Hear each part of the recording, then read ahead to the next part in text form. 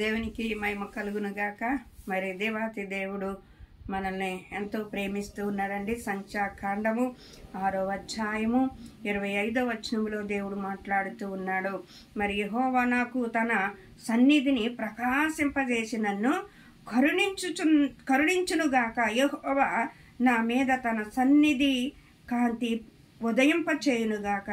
నాకు సమాధానము కలుగునుగాక.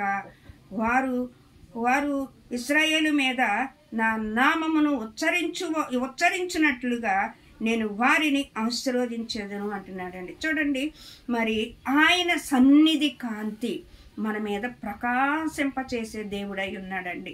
మనకి ఒక నామమును ధరింపచేసి ఉన్నాడండి. ఆ నామము అన్ని నామముల కన్నా పైనామమును దేవుడు మనకి ఇచ్చి ఉన్నాడు.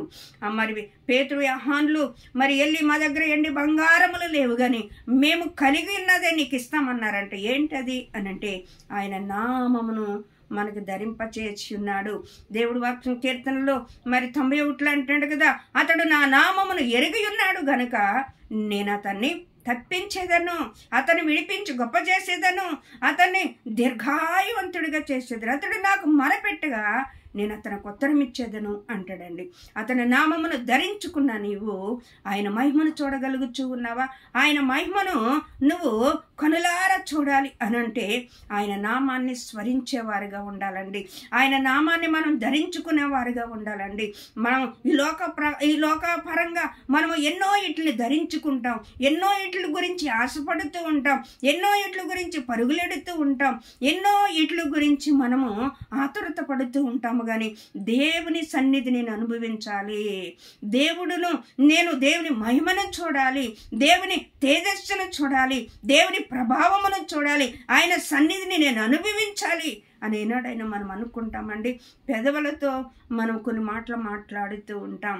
దేవాతి దేవుడు అంటున్నాడు, మీరు పెదవులతో నన్ను ఆరాధిస్తూ ఉన్నారు కానీ మీ హృదయం నాకు దూరముగా ఉన్నది అంటున్నాడండి.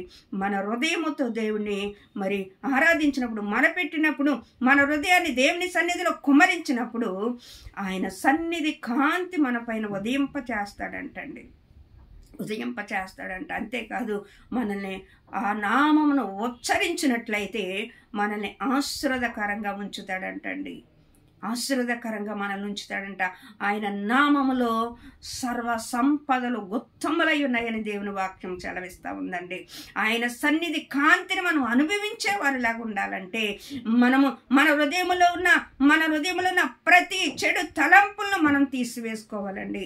యోబు గ్రంథంలో సెలవిస్తున్న నీ గుడారములో ఉన్న దుర్మార్గపు పనులను విసర్జించిన ఎడల దేవుడు నీ పైన శ్రద్ధ నిలుపుతాడని దేవుని వాక్యం సెలవిస్తూ ఉంది. మన హృదయంలో ఉన్న మురుగు మన హృదయంలోనూ పెట్టుకుని దేవుని మహిమను చూడాలి అని అంటే దేవుడు మనతో మాట్లాడలేడు. ఆయన మహిమను మనం చూడలేం, ఆయన ప్రభావాన్ని మనం చూడలేం. ఆయన ప్రభావాన్ని చూడాలన్నా, ఆయన నామమును నువ్వు ధరించుకున్నా, నీవు ఆయన మొక్క తేజస్సును నువ్వు పొందుకోవాలన్నా, నువ్వు ఆశీర్వాదకరంగా మారాలి అనన్నా దేవుని సన్నిధిలో నిలబడు, మొక్కలేసి ప్రార్థన చేయి.